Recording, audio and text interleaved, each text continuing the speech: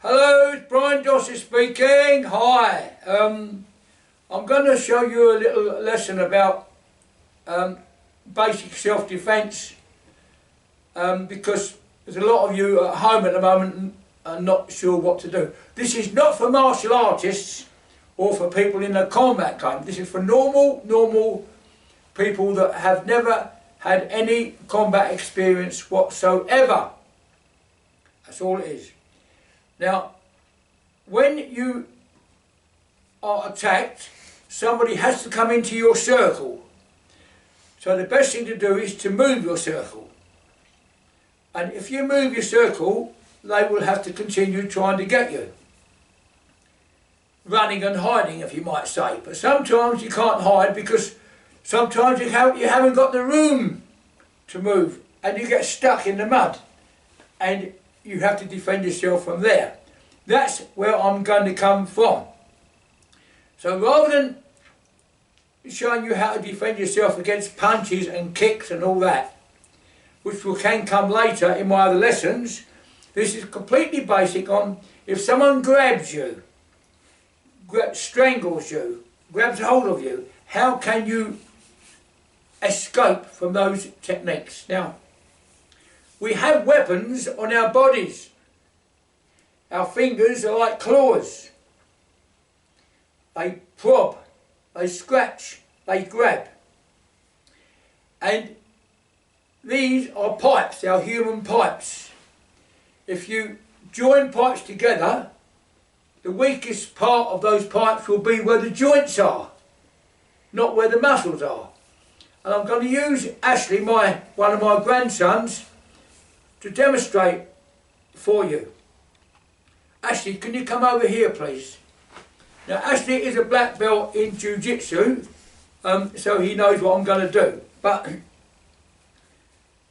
all this is a weapon for him, which I've got to defend from. This arm, to me, and to you, should be like a small finger. They've got bones. They've got bones and they join together. When you make a fist, it becomes like a hammer.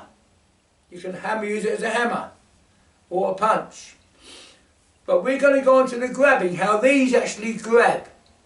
So rather than grab my neck, he's going to grab my wrist. His pipes are going to come round and curl around my wrist. So if he hangs on tight and I try to pull off, he will hang on all the time. His arm will work for him. If I go this way, he pull me back. If I push him that way, he push me forward. That's what happens, called a negative and a positive. We all know about those words at the moment, don't we? Anyway, so he's grabbed my wrist. Forget about I can do this and I can do that. How can I escape?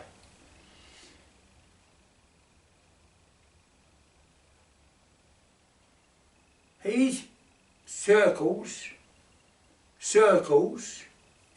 circles, he's made a circle, hold there, that's his circle. So if I try to go against the muscle, very difficult. But if I go against that circle, so if you had a leak in your pipe and you called a plumber, the first place he would look for is where the joints are. So that's where I'm going to look for. I'm going to look for the joints, where the joints are. He's going to grab me. There's his joints. I'll find where his joints are and I'll escape. But if I put power into my arm as well, that makes it even easier for me, harder for him. I'm going to ask Ashley to really hang on tight. I put power into my own arm, it's easy, and I go against the joint. See what's in his body that he's struggling hard. He can't stop me. I challenge anybody if he can.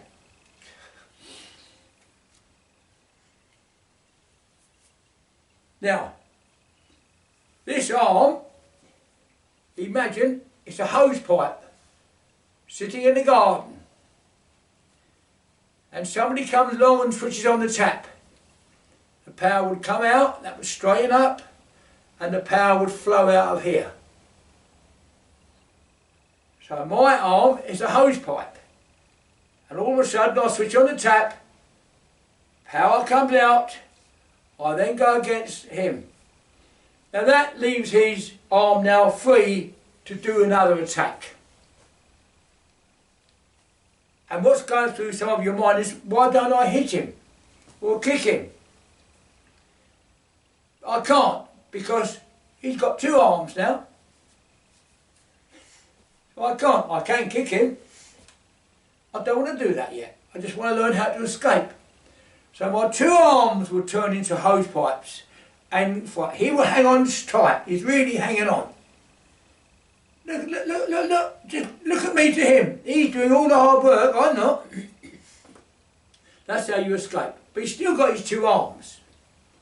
So sometimes, going back to the first one, because his mind, his adrenaline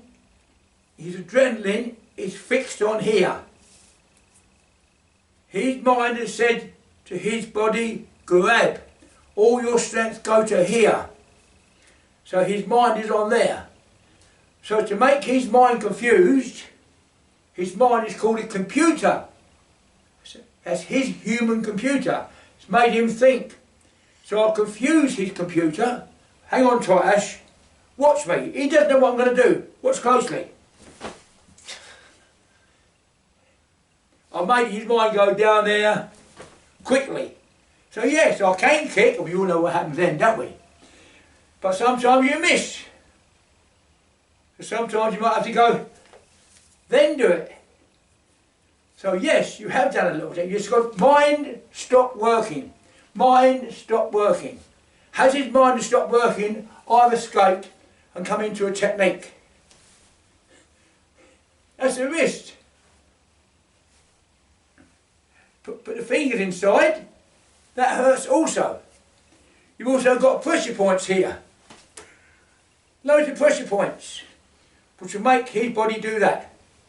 So if I know that if I did that, and his head comes from, you know, there to there, because I know it's going to happen, and I put my knee in the way, what do you think's going to happen?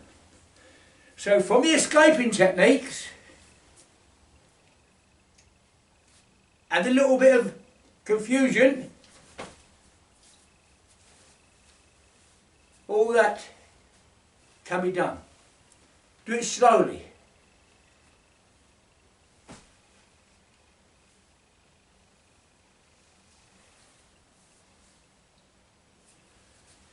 Go back, Ashley. So, escaping and a little bit of attacking. Because if you escape from something, you escape from a situation, you don't want to put yourself into a worse situation. So while you're escaping, you have to think also, how can I stop this second attack? First attack, control, restrain and destroy the thinking power that started the first one off. Okay, it's Brian Dossett signing off. Hope you enjoyed it. Bye-bye.